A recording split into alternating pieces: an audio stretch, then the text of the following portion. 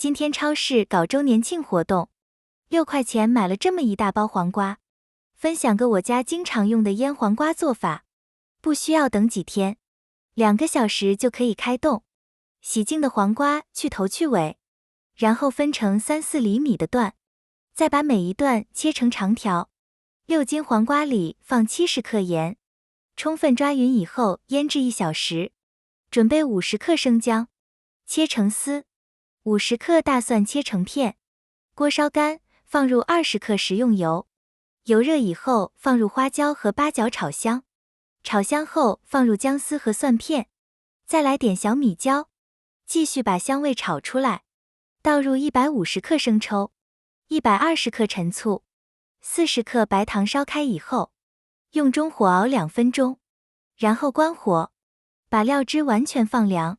现在黄瓜已经杀好水了，放在一个干净的纱布上，用力把水分挤出来。家里没有空闲的坛子了，咱们用一个无水的砂锅来代替。杀好的黄瓜都打着弯，完全放凉的料汁倒进去，盖上盖子或用保鲜膜封口。2个小时以后就可以吃了，时间越久越入味，中间可以用筷子翻拌2次。平时我们家都是把它当成小咸菜，几乎每一顿饭都要盛一小盘，开胃爽口。喜欢的朋友可以先收藏起来，谢谢大家。